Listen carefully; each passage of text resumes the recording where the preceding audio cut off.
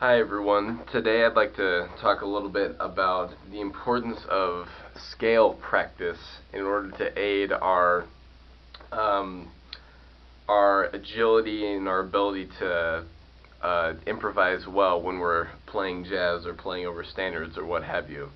The importance of scales can't be overstated when it comes to practicing jazz. And it seems in the 21st century that a lot of people they don't really see the value in it, but I'll explain a little bit about why I think we really need to practice scales. The great tenor saxophonist Coleman Hawkins, who was famous for his Body and Soul recording back in the 30s, said one time, "I don't play chords, I play movements." So he was talking about moving from one place to another. Now, if we think of a chord, just in general, like a triad or a seventh chord of some kind or whatever, a lot of people think that this chord is just a means to an end. And what people need to realize is that this chord ultimately comes from a scale. In other words, it's not the other way around. Chords come from scales, and scales don't come from chords. Really, when you look at a chord in general, it's really just a scale, but you're just skipping a note, skipping a note, skipping a note, right? So I want to talk about the two basic scales that anyone who plays music in general needs to know like the back of their hand, and it's the major scale and the dominant seventh scale. So a major scale is simply constructed by a series of whole and half steps, right? And the formula is whole, whole, half, whole, whole, whole, half.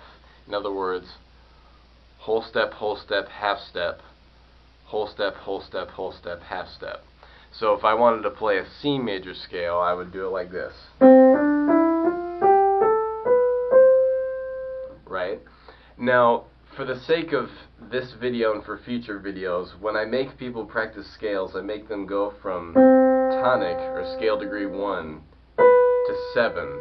And the reason is, when we start taking scale practice to practicing over standards like Sweet Georgia Brown, or the blues, or rhythm changes, or what have you, it's much more favorable to just go from tonic to 7, so that you're not unnecessarily repeating notes, but also so that horn players have time to breathe before they go on to the next measure.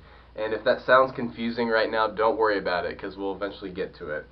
So really, I like people to practice scales like this, just going from tonic to 7 and back down.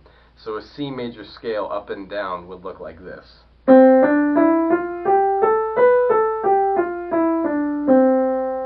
Metrically correct, and it allows us to keep time much better than going all the way up from tonic to tonic and back down. So that's a major scale, and we're responsible for knowing all 12 of those.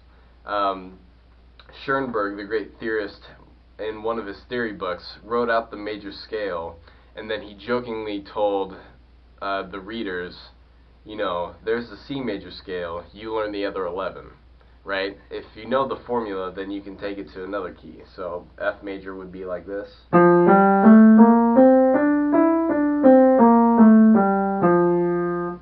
Right? So that's the major scale.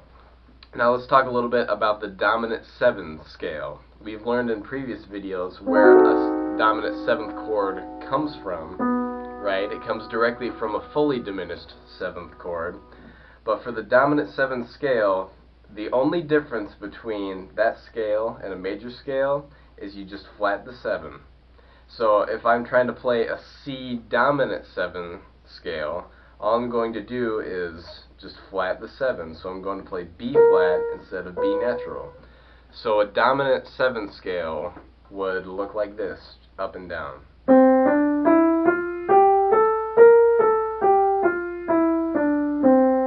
Simple enough, right?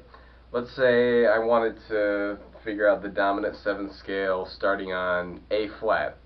So one way I could do that was just find my A flat and then play the major scale.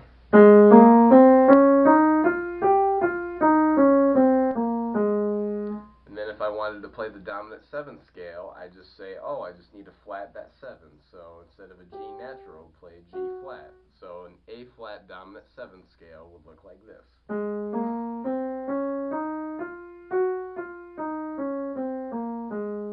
Simple enough, right?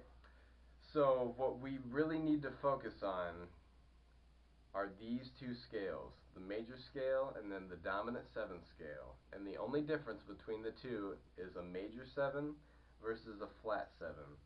So turn off the video and go and practice those till you've got them down pat, and I'll see you in the next one. Thanks.